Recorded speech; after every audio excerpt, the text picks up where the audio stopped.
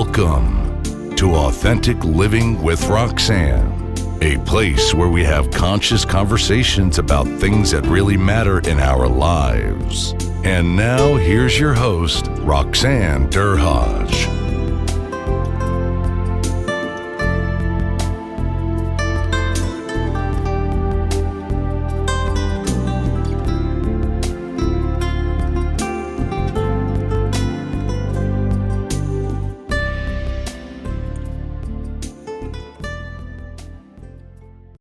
Everyone, it's Roxanne Derhaj. Thanks for coming in again this week for Authentic Living with Roxanne. Today I have a special young man that we're privileged to spend some time in a speakers bureau based out in New York City where he lives. So Ezra, thanks for coming in today to kind of chat with us about your subject expertise, which is rituals. Thanks so much for having me. It's an honor to be here, and it's an honor to still be considered a young man. Well, you look very young. It's all the rituals that I do. They keep me youthful, see, you know. Like for today there, Ezra, to turn back the clock, the hands of time. So tell everybody a little bit about kind of what you do, because I think a ritualist is something, and I don't know if I'm using the right title, is something that I've not heard much about, other than I know a lot about rituals as a psychotherapist. But tell me a little bit about the title and kind of your path to kind of getting to the point where you keynote speak, train, and coach about rituals. Sure. Yeah. So Ritualist is the name of my creative studio, which specializes in the design of ritual and primarily secular ritual. And so I consider myself a professional ritual designer, which is admittedly a fairly rare title and job in the world. But the truth of the matter is I'm really trying to bring into the world awareness that, you know, rituals are everywhere in our lives, and they have been for all of human history. And we are constantly creating new ones. And the only question, and living into old ones. And the only question is, you know, whether or not they are good and effective, and bringing the mentality of an artist, of a designer, of a coach into that space to really level up the design of rituals and make sure that they're as effective as they can be. Okay, so tell me, I'm curious, like what got you involved in this kind of work? Did you go to school? Is there a ritual school that you go to? Or what kind of got you on the path? I mean, and I think there's really a lot of significance to rituals. And, you know, we probably don't realize as a society how much we have them kind of embedded in a lot of things that we do. But tell me a little bit about how you kind of found yourself kind of in this, I'm going to say a thin edge of a wedge in reference to a niche market. Sure. Yeah, you know, there isn't a ritual design school yet. Hopefully there will be pretty soon if my work continues to be successful. You know, it's incredible to me that even in, you know, theological seminaries, they sometimes don't even have classes on ritual design. So even in the spaces that we expect there to be, this is a subject that really gets left off the table. My background is originally in theater. I went to SMU in Dallas. I got a degree in really theater studies and performance art, and focusing a lot on the intersection of arts and spirituality, and looking at all of our artistic practices as having their roots as ritual and spiritual practices, whether it's, you know, dance or storytelling, mask and costuming, you know, all these things had their roots originally as rituals, and looking to see if we could reignite those artistic practices to be spiritually transformative, both for the performer and for the audience. And that set me off on a whole circuitous path. I eventually became the artistic director at this experimental, God-optional, everybody-friendly pop-up Jewish community in New York called Labshul, where I was just constantly designing new rituals from scratch all the time, trying to reimagine ancient traditions for a modern world. And there I got to really sharpen my understanding of the design, like the intricacies of really a question that continues to to inspire my work, which is why are some rituals better than others, right? Why do some transform our lives and some are like rote, repetitious, boring, eyes bleeding, can't wait to get out of? What are the experiential conditions around that? And I sharpened my understanding. I learned from some incredible teachers and eventually left to start Ritualist. So let's even back up before we get into it, because the assumption is that a lot of people understand how we define a ritual. So let's go really, really basic. And in your own words, tell me what a ritual is, and maybe give me some basic examples of maybe day-to-day rituals, or even rituals that are around us that we may not even stop to realize, wow, that's a ritual.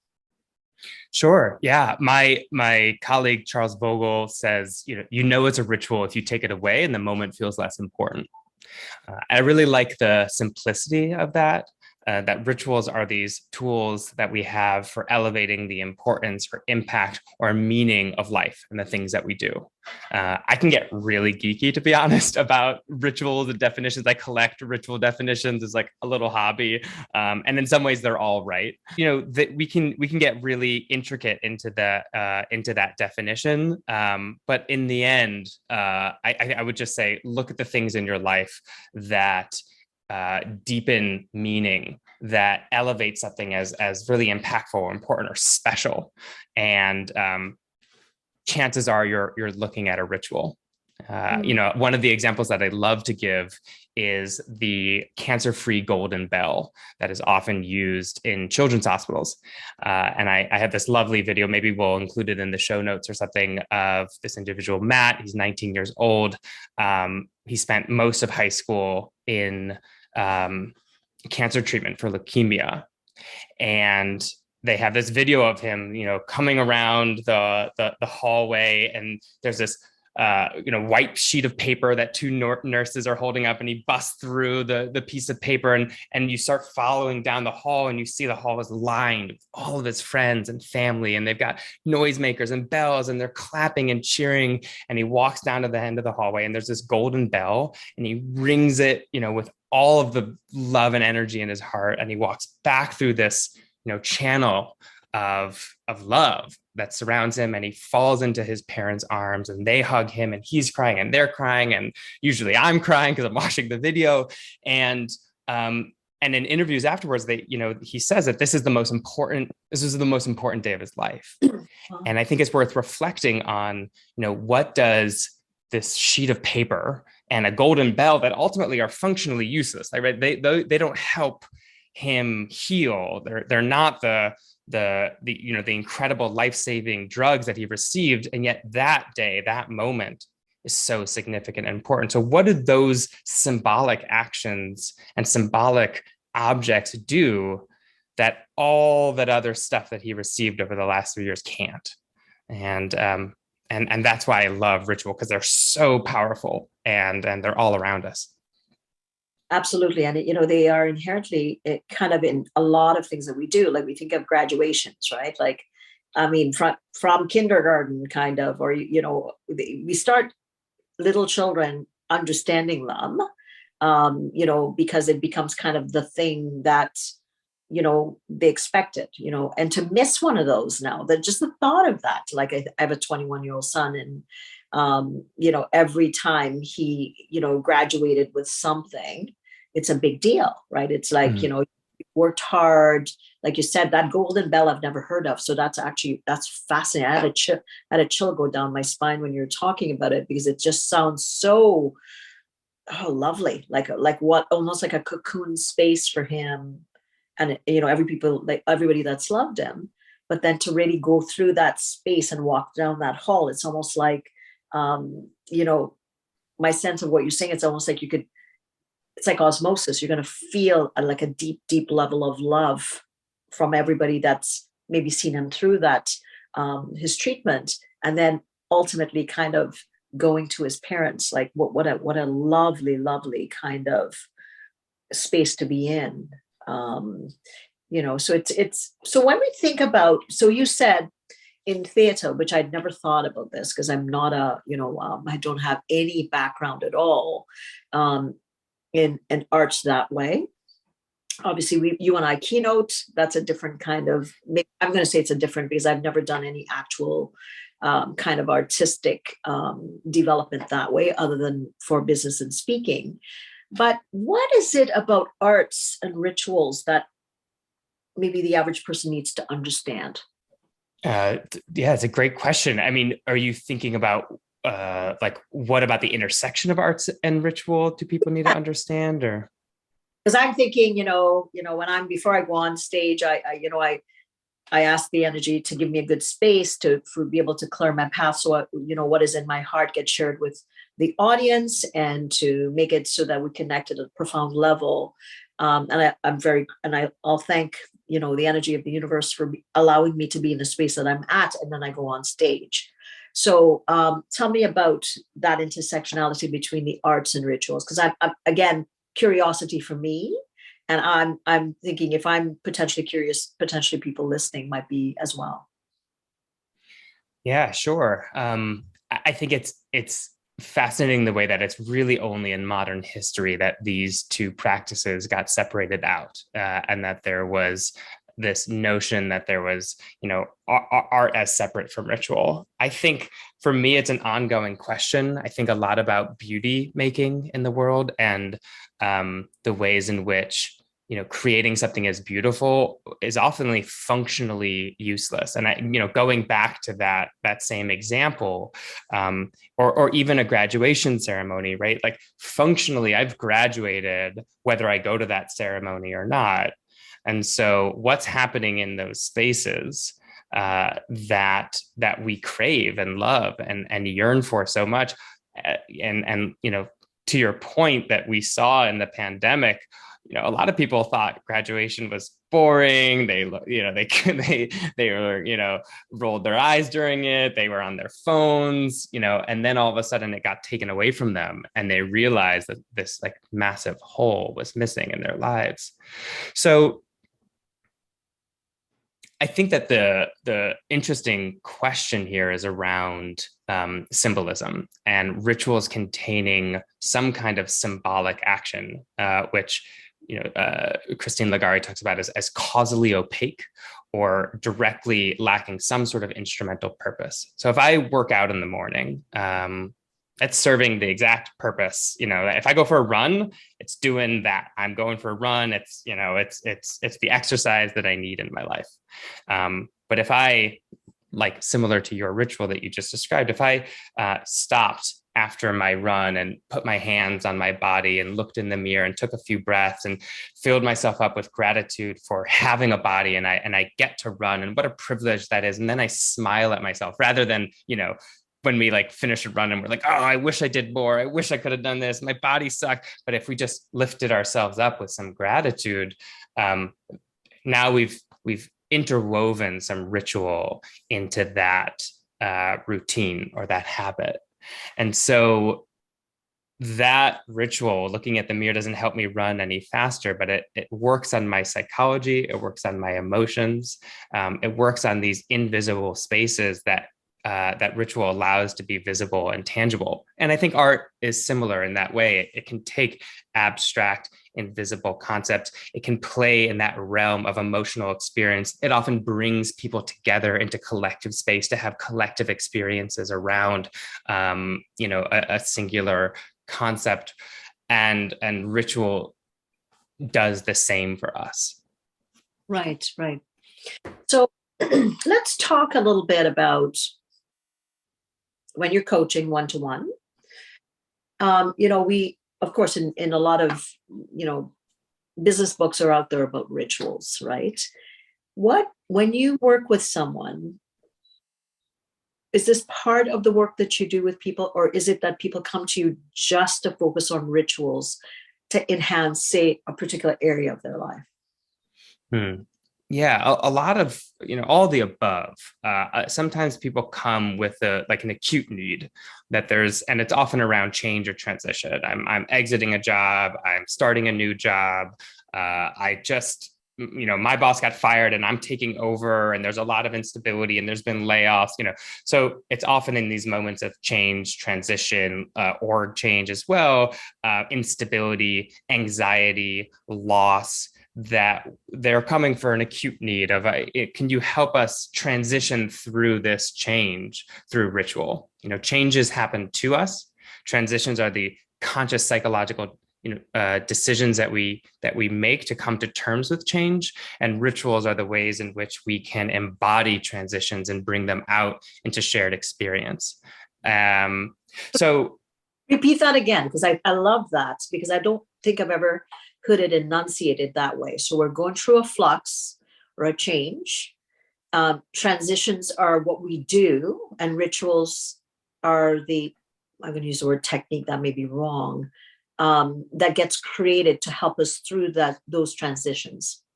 So I would amend that a little bit. What I like to say, and this is based on some research in psychology, that changes are external. They happen to us. They're out of our control, right? For example, the CEO is stepping down. It's just happening to us. We don't really have a choice in the matter. Transitions, it's an inner process. It's a psychological process. It's a thought process, and sometimes an emotional process. Often happening in the background, but at its best, it's happening very consciously, where we're making conscious, intentional choices and thought processes to come to terms with, what does this change mean to us? How are we interpreting it? How are we metabolizing it into our lives? How are we coming to understand it? And then rituals are these outward actions that bring those inner psychological transition thoughts into lived experience, into an embodied experience, and often with others. So for a great example in the world of business is Zipcar, maybe a decade ago or so, was going through this major org change where they were shifting away from desktop towards mobile. And it was in the early days where this was seen as potentially fraught. This is not a guaranteed business decision. Some people were going to get laid off. There was going to be, moves in the org, a lot of uncertainty. And they held this ritual where they brought everyone together into their main space, and they had a couple of desktop computers, and they took turns in this ceremony of literally smashing the old ways, smashing those computers, and giving this like cathartic release to the company. And they had a whole party around it. So to take this moment of anxiety about the unknown and inject some hope, because that is also can be the unknown, can be hope. And all that loss of the old ways can also be liberation. So they've made a more complete circle of what that change could be. And it gave employees an opportunity to express how they were feeling authentically, rather than just suppress it and keep it to themselves. And so that was the ritual. That was the ritual. Smashing so that they could make sense with a physical action based on something that internally they're going through, which is to go from kind of a desktop to mobile. Now I'm curious again about rituals when sometimes some changes are known and others are not within companies. Does it make a difference when you're tailoring or working through a transition? If it's a merger and acquisition, let's say, for instance, Ezra, like that's one thing, right? But let's say it's something like it's a positive change, for instance, versus kind of being taken over. Are there different ways that you kind of approach those kind of ritualistic development of things to work with people in those different scenarios? Sure. I think the approach is really similar. There's all kinds of positive changes as well. Onboarding a new employee, right, is a great, or if you're a coach, onboarding a new client. What's that first session like? How do you bring them in? Is it just an email, welcome, and here's the PDF, and here's my Zoom link? Or is there something that you do to slow down, to zoom in on what's really happening, and possibly zoom out and connect to something larger, bigger than themselves? So that's what ritual provides. It provides that opportunity to embody and connect to a purpose, because we are so on autopilot all the time. We're moving so quickly through life. The whole sort of world and economy is structured to just keep us distracted. And rituals are these, I would say, interventions or interruptions that help us slow down and become conscious to what we're doing, right? Like when I'm starting a new client relationship, and a new coaching relationship, that's significant. It's intimate, it's vulnerable. That's where I'm going with my clients. There's exchange, there's value, there's money, they're taking risk. All that is there, it's under the surface. Are we going to make it visible? Are we going to express it? Or is it just going to sort of fall into the background, and by the way, continue to affect us, right? Like it's there, it's in the subconscious, it's in the it's in our collective unconscious, it's right there, but it's just unexpressed. So yeah, so I deal as well with the positive kinds of rituals as well, that the ones that we're looking forward to. The only thing I would say is that any change, even the ones that we love, even the ones that we're excited about, come with loss and anxiety. Loss from the past and anxiety about the future. A marriage is a great example, right? On our wedding day, there is grief inside of a wedding. There is loss inside of a wedding, and there is anxiety. There is unknown. It's not the full picture, but it's also there. Mm-hmm. And of course, yes, that's such a generally a very positive thing. But then I remember when I got married, I thought it was like, oh my God, like this is it, right? Like you're like going through it, and then you're like, oh my goodness. So then, which is what you're speaking to, even though it's a positive, great thing, there is a loss associated with from, going from being single to then being in a, in a relationship, and generally I would say most people, when they take their vows, it's forever. And that's a scary thought as well, too, as starting off things. So when companies, how might they come to you? In what context? Are they coming to you in crises? Are they coming because their data in reference to, health and wellness, there's some issues? Is it that, hey, Ezra, that ritual thing sounds like a good thing, we'll do a lunch and learn on it? Like, how is it? Or is it like a part of the work based on a bigger context? Are they coming to you for around change management? Yeah, sure. So, I work in a lot of different contexts. So sometimes it looks like, one-off workshop or keynote, and maybe a small little design sprint. Sometimes it's a more sustained kind of, like you said, lunch and learn process. Sometimes it's deeper, longer engagements that are really looking at culture change from a more systemic perspective. And sometimes it's actually like design work as well. I worked with this company called Ephemeral Tattoos that designed an ink that fades after a year. So same tattoo process, but it fades after a year. And they came to me before they launched with a question of, how do we make this process a meaningful experience for our customers if it's not forever? How is it meaningful, impactful in their lives if it's not forever?